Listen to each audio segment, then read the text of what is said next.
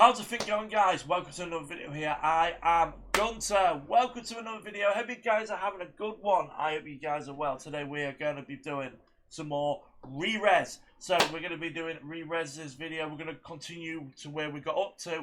We're up to here. Indiana Jones and the Stafford Kings for the Nintendo Wii. That is going to be today's reaction video. Just want to let you guys know that I am implementing a schedule of sorts. I've done it for all my Let's Play videos up to like November. Now I'm going to do it for my reaction content. It's going to be this. Do you know Rerez? Every Tuesday. I'm going to do Rerez every Tuesday. Thursday will be Nostalgia Critics. I'm starting with his latest video as of me recording this, which is his VeggieTales review. Alright? I'm probably going to do a bunch of older ones just to get myself caught up in front. And then I'm going to do random reaction videos on a Saturday to try and get some sort of scheduling going. And like I said, I've already done it for my Let's Play content. My Let's Play content, guys, I'm up to mid-November. I've got all my content done for like November for Let's Play content. Because right now, I'm currently working on 5 Let's Plays and then 3 reaction videos a week. So I'm trying to get a lot done.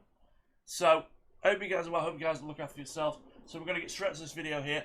So I've got this one, and then Sid the Dummy, and then I'm caught up. Then I'm up to where I was before I've deleted them all. So I only need to see this one, and then Sid the Dummy, and then I'm done. And then we're on Batman and Robin, and then I can continue. And then every Just Bad Games video after Batman, I have not seen yet. So shall we get on with the video here, guys? Indiana Jones and the Staff of Kings, and the other side of the Temple of Doom. So we're going to get on with the video here. 3, 2, 1, let's go. Indiana Jones and the Staff of Kings is a game released in 2009 for the Nintendo Wii based on the long-running Indiana Jones franchise. An archaeological adventure franchise linked to the foundation of 3 classic films. Wasn't there a 4th? Nope. Only 3. Right. Well, Indy isn't just limited to movies, as the franchise entered into theme park attractions, TV shows, books, and of course, video games. The scope and variety of video games that featured the iconic whip-sporting hero goes far and wide. But if you look at this list, it goes 985, 87, right? Then nothing original for 5 years, and then just some random games here and there. 3-year gap, 6-year gap between Emperor's Tomb and Stafford Kings. From brilliant point-and-click quests to inventive 3D action adventures. Staff of Kings was announced in 2005, a brand new Indiana Jones game. It was expected to be released on the Xbox 360 and PlayStation 3 consoles, and people were very excited. And then they waited. And waited. And waited. As rumors began floating around that Staff of Kings had been canceled, it was revealed that the development had been switched over to the less powerful Nintendo Wii and PlayStation 2 platforms. I wonder why. Do you think, we're developing a new Indiana Jones game, yeah, let's put it on the Xbox 360 and PS3. And then you decided to put it on the weaker hardware. Why? But at least the game would finally see release. And despite it not being on the most powerful hardware, you could experience Indy's adventures in all new ways thanks to the power of Wiimote technology. Oh boy! Oh boy. Let's look at Indiana Jones and the Staff of Kings. Indy starts his journey in Sudan, scoping out an ancient temple. After catching a glimpse of threatening German activity nearby, our brave hero quickly jumps into action. And then everything slows right down. Remember when we were talking about Wiimote integration? You probably had the expectation of using Indy's iconic whip, and while in other games the whip action would be a button press, in this one, it's a wrist movement. Oh, this makes sense though, right? It's the Wii. Force motion controls. Oh, that stings. Motion controls were the thing for the system, and the whip would make a perfect motion movement. Oh yeah? Oh, okay. Go pick up that torch and light it. Yeah, all right, and motion controls to spark the torch, too. Yup. Now as we cross the bridge, we're attacked by a horde of spiders, and... Okay, and that's... more motion controls. These ones aren't even specific. The game just tells you to flail your hands wildly. It's like you're shaking... Oh no! Oh god, I paused that the right moment. Look at Indy's face. Oh! maracas. Indy, watch out! Spiders! You get it yet? This whole game is motion controls, even when they don't need it. You'll flail your hands to activate just about any action in this game. Sure, that doesn't sound like such a big deal at the start, but try doing it about 5,000 times over the course of the game. It starts to wear your joints down to a nub. Ahoy! A little further into the Oi. first level, we finally get into some hand-to-hand combat. A pleasant change of pace from the overused wrist flicks that weighed down the first parts of the game, right? Now, how does... The music that's playing in the background right now this work? is used by the game channel Worst Games Ever. I recognize that music. Exactly. How about we let this ultra-slow 10-minute tutorial teach you? Perform a right hook. Move the Wii remote sharply from right to left. Let's try out our left. Move the nunchuck sharply forward. Perform a right-handed uppercut. Move the Wii remote sharply Try the left. The icon of nunchuck sharply upwards. With perform an uppercut. Give it a knock a guy around. Hey guys, pressing my Wii remote sharply. By the power of Kalima. Hey, here's an idea to punch. Couldn't you just press A? Yeah.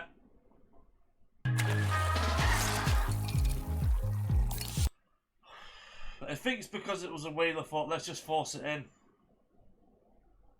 Book all it is. No, I'm not booking anymore, all it is. If we go away again, we're probably going to go... We're talking about going away again, but, because, you know, I was on holiday last week. We're talking about going around about the same time next year. Instead, it's an overwhelming cluster of actual physical movements you need to perform. And this combat system is complex. You'll never be able to memorize every move. Sorry, they're just trying to... It's just force motion controls, and it doesn't work. The game relies on specific motions, so if you're half-heartedly flailing about, you'll accidentally activate attacks you have absolutely no intention of doing. Seriously, just walk around for long enough and breathe in real life, and that subtle motion will have Indy punching the air. But what if I forget the moves I need to perform? Oh, don't worry, buddy. Back at the main menu, there's a big freaking book that shows you all the moves that you'll need to write down and memorize to use them back in the game. Oh, okay. The controls are a mess. How did they get this so wrong? It really doesn't make sense. LucasArts was one of the definitive studios in video game development. I They agree. created award-winning narrative-focused experiences I agree. that felt on par with the stories of the company's famous Lucasfilm division. Basically, if you saw their logo on a game, you knew it was going to be worth your time and your money. But they weren't the developer of this game, though. Oh, it would appear LucasArts just published the game. The actual developer was a company called A2M. A2M. A2M. You know, they... The developers are Dead by Daylight. Yep. Artificial Mind and Movement. Yep. They were the developers of Dead by Daylight. They were also the developers of basically my favourite game of all, one of my favourite games of all time, Wet. They changed their name in 2014 to Behaviour Entertainment or Behaviour Interactive. They ended up changing their name right after this. Oh, really? I have no idea why. Alright, so if we can't depend on the LucasArts narrative quality, then what do we get in this game? As far as narrative, the opening level was designed to introduce the main villain, Magnus Voller. but we're gonna call him Mr. Generic. He's a direct replica of Belloc, the main antagonist from the first Indiana Jones film. Indy finds an idol, Mr. Generic steals the idol from Indy, Indy runs away and escapes on a plane. That seems to be exactly what happens at the start of Raiders of the Lost Ark. But hey, at least the plane sequence is interactive. How are the flight controls? They're bad. How bad? Well, you know how a plane is flown with a stick? Yeah. And you know how the nunchuck on the Wii controller has a stick on it? Yeah. Well, they totally threw you a curveball and have you awkwardly hold the Wii remote vertically in free space and wiggle your hand around to control your plane. How's that feel? It feels like you're awkwardly holding the Wii remote vertically in free space and wiggling your hand around to control the plane. Once you've completed the first area, you'd hope the story would get a little more original. And it does, but any degree of story logic dives right out the window the moment we get to the next location, San Francisco's famous Chinatown in 1939. Here, Indy hopes to meet up with an... I thought Indiana Jones was more modern day. To be honest, because I've never seen the films. Yeah, it's really weird. Like when it comes to the movies I've watched, some really, really well-known films I've never seen.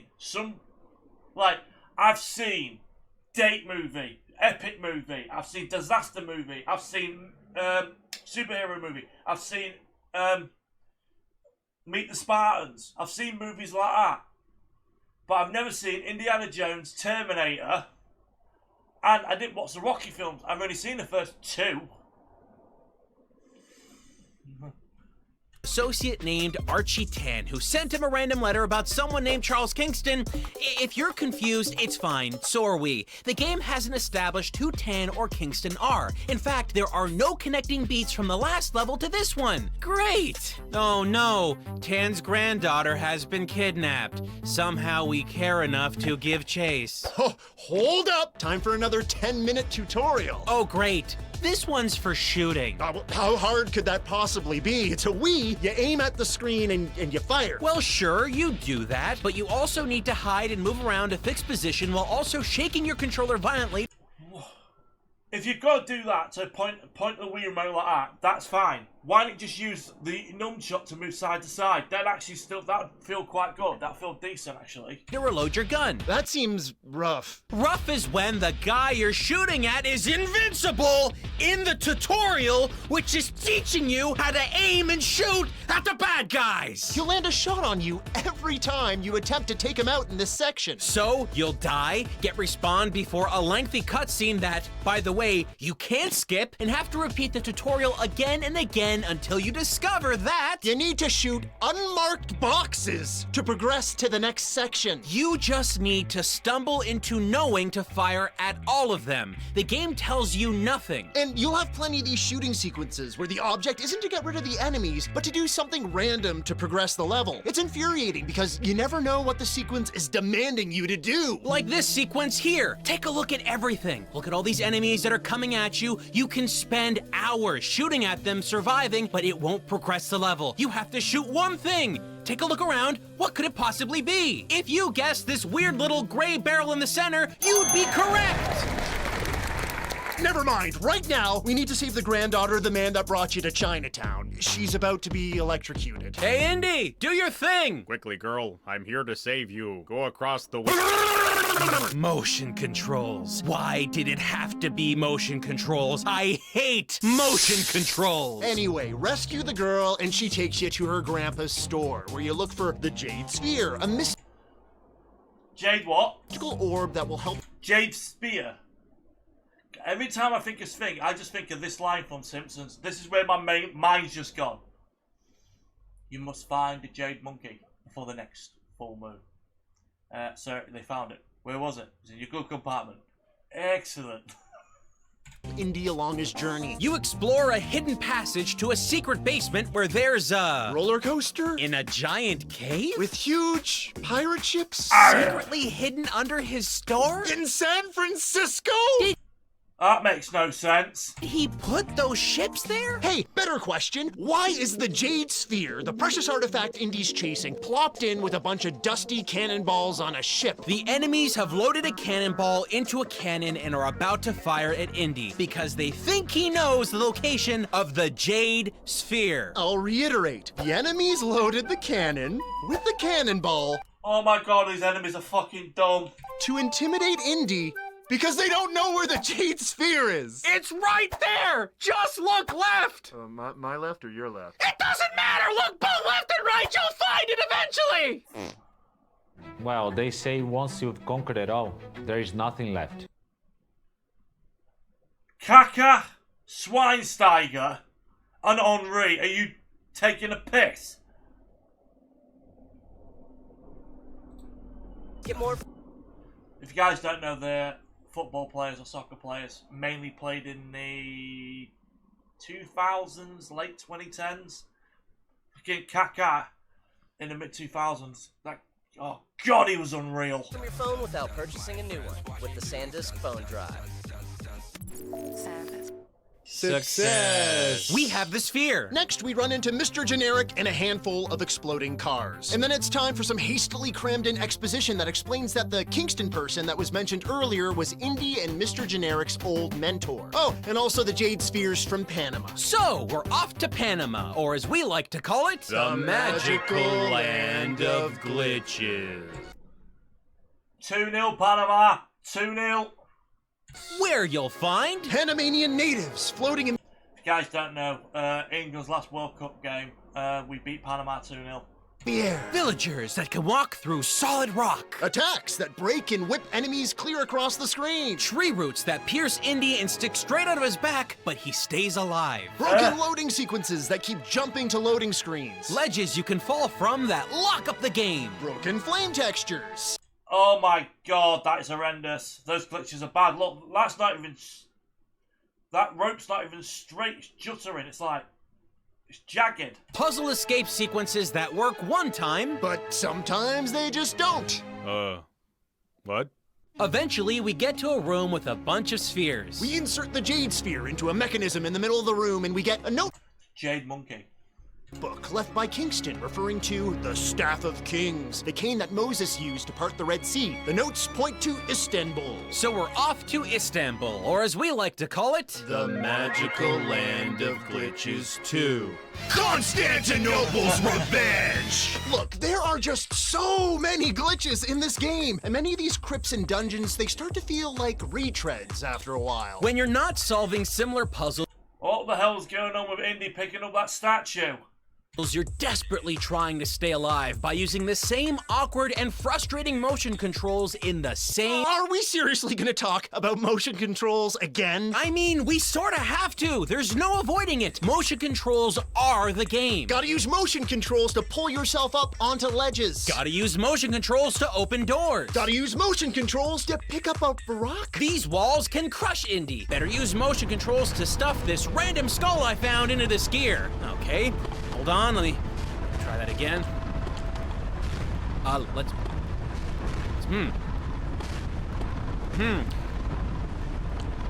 I hate motion controls! Waggle aside, controls work against you in other instances. Like here, our hero eventually... Right, so... Sorry, guys, I got a little bit distracted. I've just gone onto Metacritic. I just wanted to double check to see what the Metacritic score was for this game. It was 55% for the Wii version, 55% for the PS2 version, the PSP version, 63%.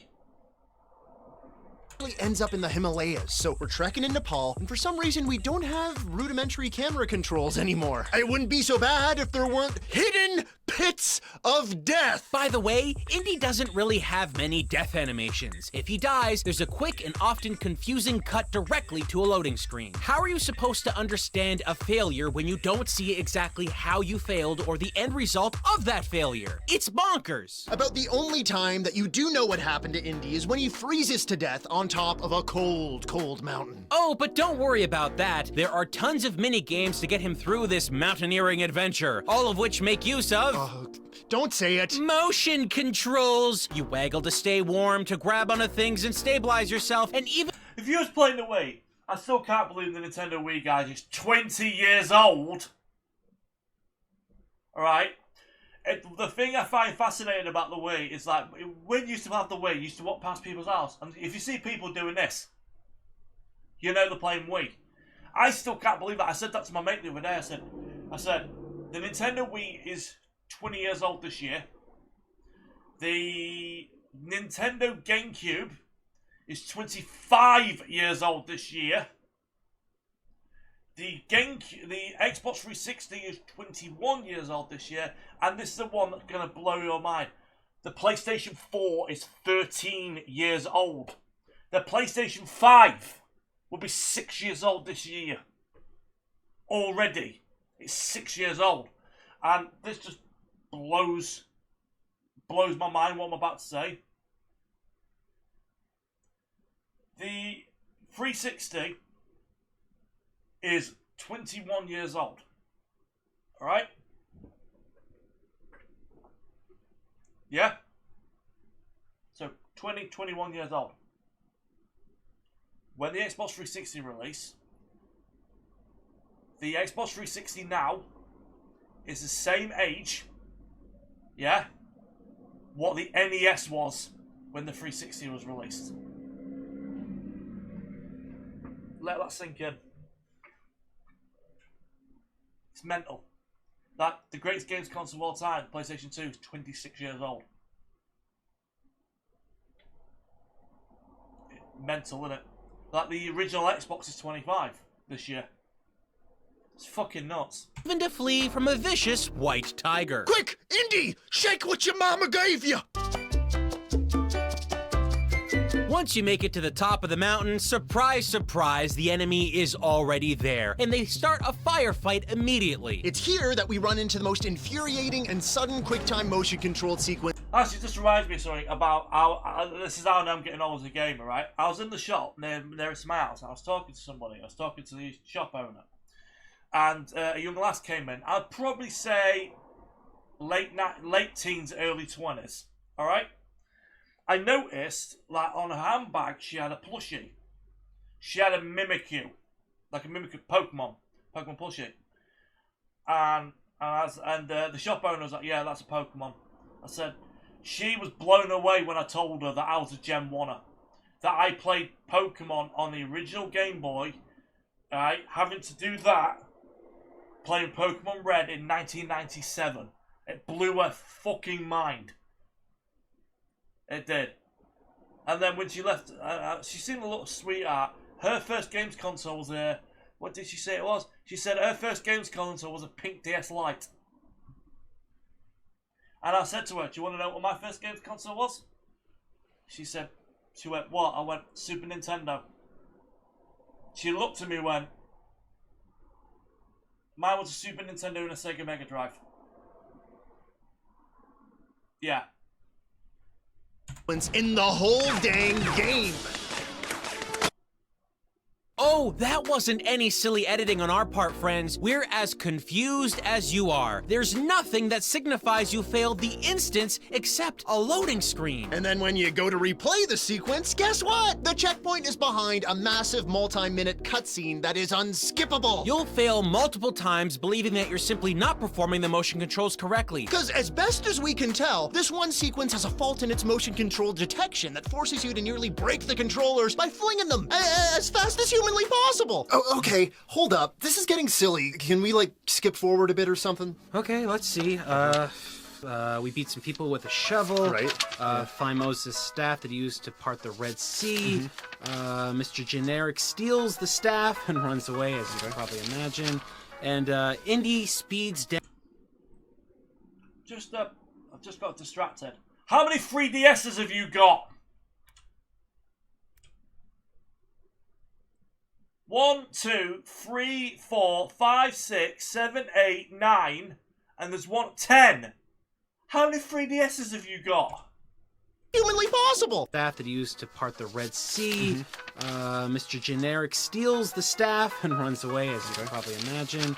And Indy speeds down frigid rapids in a basket, shooting icicles and dry humping a statue of baby Moses. What? Our most human moments should be celebrated with humans. What the fuck?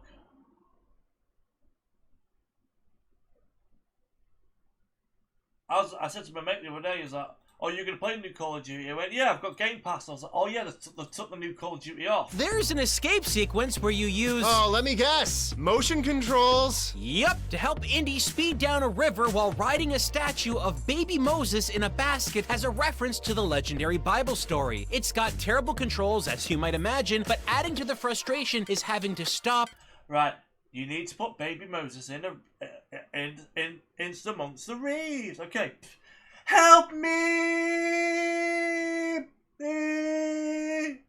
Fathers to God, please help me save my Todd. Aim and shoot at obstacles while also keeping the motion controls kind of working all at the same time. You'll fail a lot, but if you make it through, you jump onto a Zeppelin where you'll find yourself using a crane to swing a grand piano into enemies. Can't make this stuff up, folks! And of course, through all of this, you use motion controls. They just keep getting worse and worse as the game progresses. They include a visual guide for instances like this, and it's completely obtuse. After all of this, you make your way to the flight deck to confront your nemesis, Mr. Generic. There are other people here as well, like Kingston, Indy and Mr. Generic's old mentor. Finally, after vaguely hearing about the connection between the mentor and the students, we will definitively learn more about what happened with their relationship at the beginning that made everything so— And he's dead. Oh, okay. Speaking of disposable characters, we didn't mention that Indy's been sorta traveling with a sidekick kinda this whole time. At one point you ride an elephant together. Please play along and act like any of these people actually matter to you. Oh no! Look! Mr. Generic has decided to use the Staff of Kings to part the waters in a Zeppelin, I guess. Yeah, this scene doesn't actually work. He holds up the staff and suddenly everyone on the Zeppelin finds themselves on the seafloor for no reason. Ah, so the Zeppelin crashed to the ground, right? No, it's still up there. All right, good. We now have a chase sequence through the parted ocean to catch up with the fleeing villain and his magic stick. But Oh, I'll tell you what, that's cool. If it wasn't motion controls, that'd be a cool little sequence. this isn't just any chase sequence. It's a chase sequence utilizing the worst motion controls ever implemented for driving a motorcycle. Look at this diagram. You have to hold your hands in the 10 and 2 positions mid-air and hopefully move your hands together in a way that the Wii could actually register the movement. Spoiler! It can't. This awful layout is so hard because if you happen to lose control and hit the sides of the path of the water around you, it will instantly kill you. But if you're lucky enough to beat the sequence, you're met with probably the most bizarre cutscene in the entire game. Indy catches up with Mr. Generic, grabs the Staff of Kings, pulls it away from him, and he lets go. Suddenly, Indy stares at Mr. Generic. Mr. Generic stares back. I think this is supposed to be a freeze frame moment, a realization between these two characters. Right, but the scene doesn't slow down or freeze. Look at the water in the background. It's still moving at its normal pace. Mr. Generic is right now hovering in free space long enough for you to question your purchasing decision. And then he's gone, pulled into the parted sea. The game ends with Indy and his sometime sidekick embracing on the shores of a beach as the Staff of Kings turns into a snake and slithers off. What can we say? So much of the story really didn't work for us. One can only wonder what could have been with a version of this game that spent less time on motion-controlled sequences and more time with the characters and story. What if I told you there was a better version of this game? One that was completely overlooked by everyone.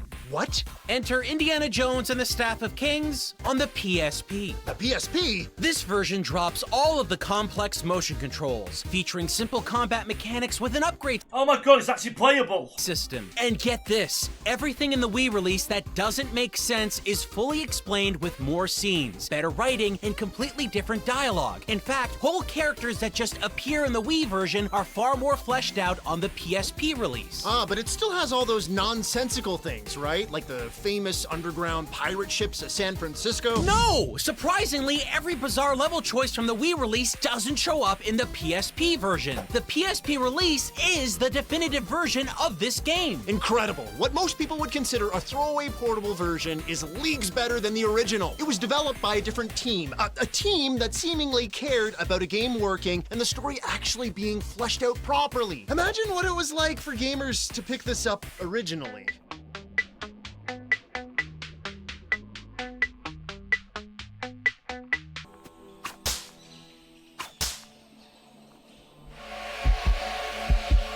You chose poorly. It's all about the PSP, my dudes. Look, we don't want to totally knock this game. The graphics for the Wii are pretty nice, and because this is a licensed game, we get to hear all that wonderful music from the films. Heck, even the voice acting sounds pretty decent despite none of the original film's cast being involved. Oh, and as a special bonus hidden in this game, you'll find the full version of Indiana Jones and the Fate of Atlantis, one of the greatest LucasArts games ever made, which I would personally consider a reason to actually buy Indiana Jones and the Staff of Kings on the Wii. So all in all, what can we say about this game? Well, for its time, it had wonderful graphics, a fantastic story spanning the far Yeah, graphically for the Wii, very nice. reaches of the world, rich and well-designed puzzles, an amazing cast, all while staying true to the roots of Indiana Jones. Huh. I'm surprised you have such a glowing opinion of the Wii version of Indiana Jones and the Staff of Kings. Oh, what? Sorry. No, I thought we were talking about Fate of Atlantis again. Oh, no.